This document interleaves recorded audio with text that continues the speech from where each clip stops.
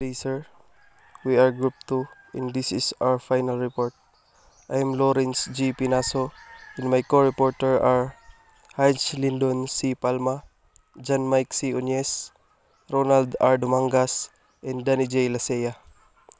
And our topic is explain how inspections are to be conducted for detecting damage and defects commonly encountered in cargo spaces, hatch covers, and ballast tanks during loading and unloading operations.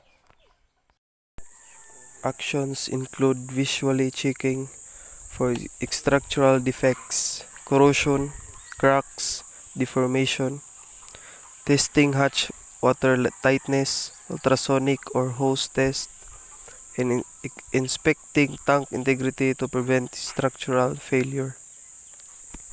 Cargo space inspections, loading and discharge. Inspect tank tops, frames, bulkhead coatings, ladders for corrosion, cargo residue, or damage from cranes or grabs. Bilge systems.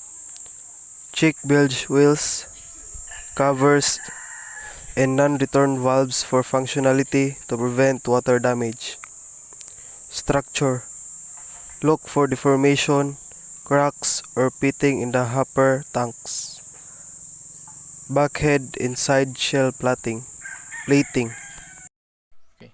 Hatch cover inspections, water tightness, verify sealing arrangements, gaskets, rubber, compression bars, foregaps, cracks, or hardened rubber using ultrasound, hose, or chalk test.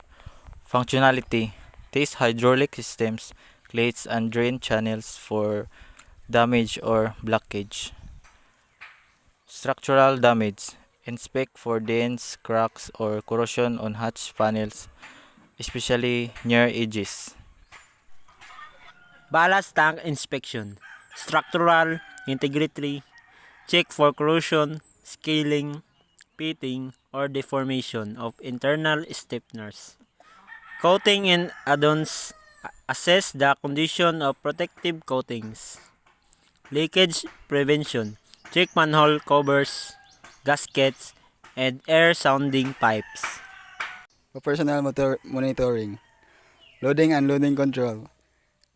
Use loading computers, loadicator to keep stresses, shear force, bending moment within limits to avoid structural damage.